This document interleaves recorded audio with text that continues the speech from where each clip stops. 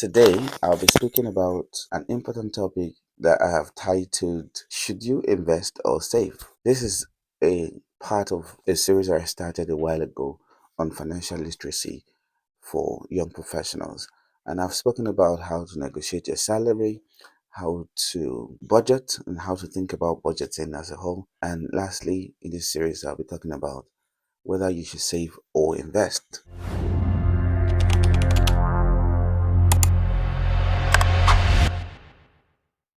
A lot of people struggle with these decisions, and I just want to throw a little bit of light around this area and why either could be a good option depending on where you are in your career. So, you have started earning some monies and you are able to meet your basic needs. You still have some allowances for your wants, and you have made some savings. So is it better that you invest right away? I would normally advise young people to first save because investment can be a tricky business if you don't understand it totally.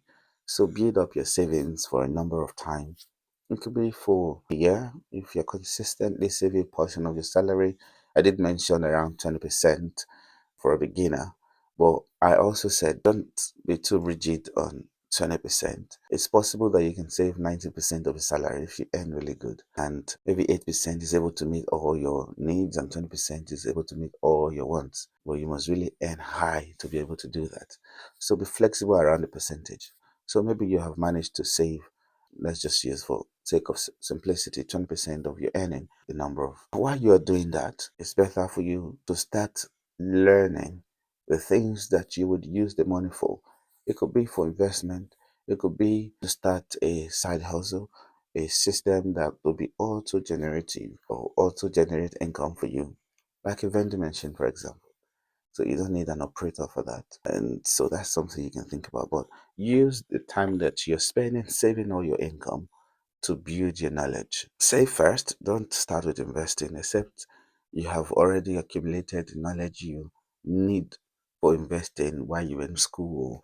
You had some mentor before now. But if you do not, I would just encourage you to start with saving and do that for a number of months before you start investing. So, what should you invest in? For now, as a beginner, I would encourage you to first invest in low risk investment. And what I would usually encourage people to do is buy ETFs are low risk investment and gives an average of around 9% per annum over 20 years.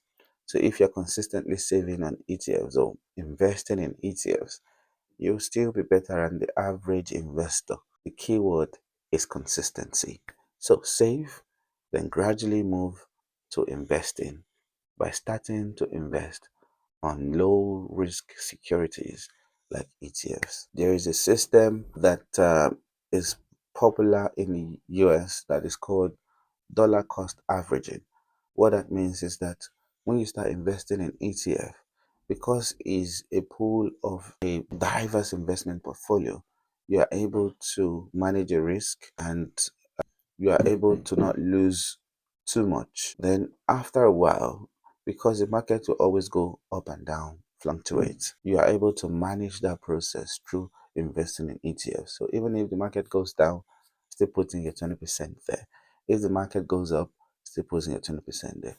Over time, it average out to still give you up to 9% per annum.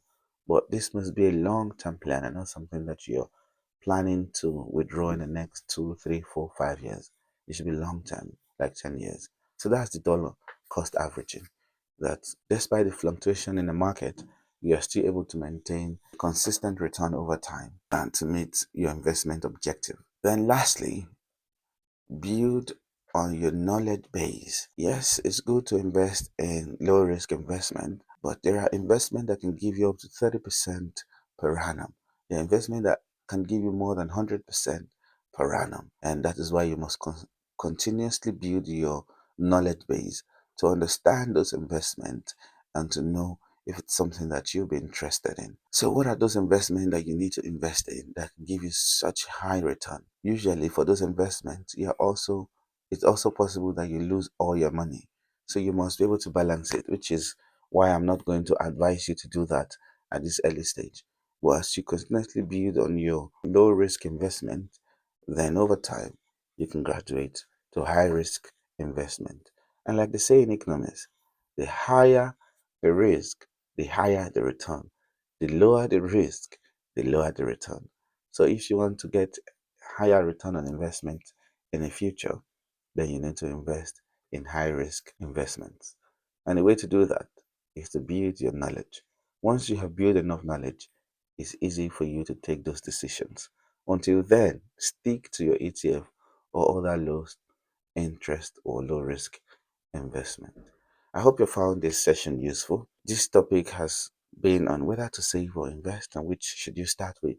And we did mention that you start with savings, you move on to investing, but low risk investment, and lastly, build your knowledge base, which will help you to even out your investment to high risk later in the future. But you must build your knowledge base. This will end the financial literacy series that I started some time ago, and I hope that you have found this very useful.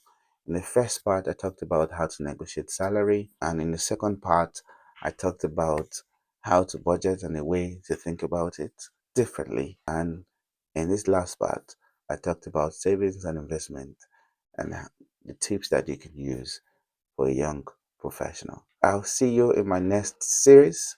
Until then, bye bye.